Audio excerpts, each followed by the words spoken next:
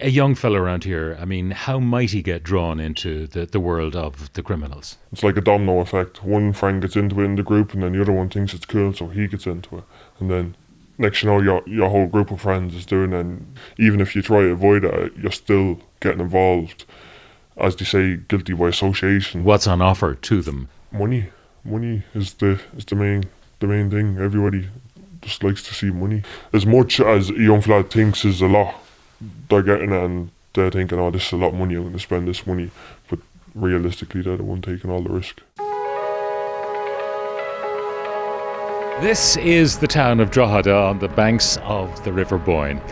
It's a busy, thriving town. It's got its own shipping port, and on the surface it seems to be a town that's going places. But it's also a town upon which a shadow has been cast, and that is the shadow of drugs and the violence, extreme violence, associated with that trade.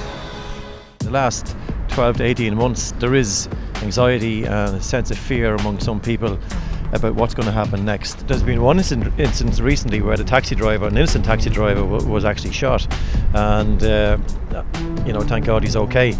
But that is in the back of people's minds, and then when you do have an incident like that, then it can actually spread and a bit of paranoia can come into it as well. The reality is that people are very much aware that there is a significant presence of a gang in the town and causing a lot of trouble. There is a real concern too, particularly from the march last Saturday, that we want to portray the town in a different light, but that has hit the headlines for all the wrong reasons. You're not going to eliminate crime completely, but what we have to do is keep it at a level where our values as a society far outweigh the values of crime and greed and corruption. The challenge for us as politicians and legislators in the Dáil and society in general is to do something positive about it. If we don't, well then we're going to lose a generation of people. As has been said before, anyone who takes cocaine does fuel these gangs. The murder of a 17-year-old boy is crossing the line, and I think it really shocked everyone. It shocked me. What about the attitude of the criminals themselves? I mean, do they act with impunity? Are they not scared of the guards? Are they not scared of having the finger pointed at them by members of their own community? Are they in any way affected by the big march that happened last weekend? No, they don't care. They don't give two flutes about the public. They care about themselves and their own standing.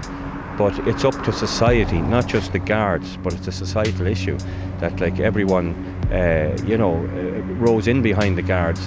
People may say, well, you can't trust the guards. Well, I can tell you, and I have been a guard for 33 years, I've investigated quite a number of murders, and what I would say is that you can trust the guards. What's the attitude of people, young people, and indeed their parents to the guards? I'm not going to sit and say all guards are bad, because they're not, but I know if you're a young fella walking down the street with a hood up, the guards are definitely going to stop you. And sometimes the guards just don't see you as an innocent young fella. The guards aren't that nice when they stop you as a young fella. I know I've been stopped plenty of times before. If it's something to do with crime and drugs at the moment, you can't go to a guard. The guards have nothing under control at the moment, and the amount of violence and you have fear of your house being blown up or petrol bombed, or and there's nothing the guards can do can stop that. So you don't want to go to the guards in case your life is in danger or your family's life is in danger. I'd rather not piss off the drug dealers and have a charge, to be honest. It's just gone beyond the joke now, really. Murders, shootings, drive-by shootings, something has to be done quick, as people are normalising this now in the town. They're normalising seeing armoured cars, they're normalising helicopters flying overhead. So what has to happen now, after the election, whoever might be leading a government, the voice of Drogheda has got to be heard loud and clear in Dáil Éireann? Oh, absolutely. This feud is going to end. It's going to end sometime. And it's going to be the likes of the Youth Work Ireland, the Red Door Project and other services that they're going to have to mop up what's left behind. And they're going to need support and funding from the government. Drogheda's highlighted now because of the horrendous violence and the horrific death of that poor chap. But there needs to be political will. There needs to be political will. Things changed in Limerick when they had their problems. When Veronica Guerin got killed, things changed there too. So people have to make decisions, and decisions need to be made really quickly.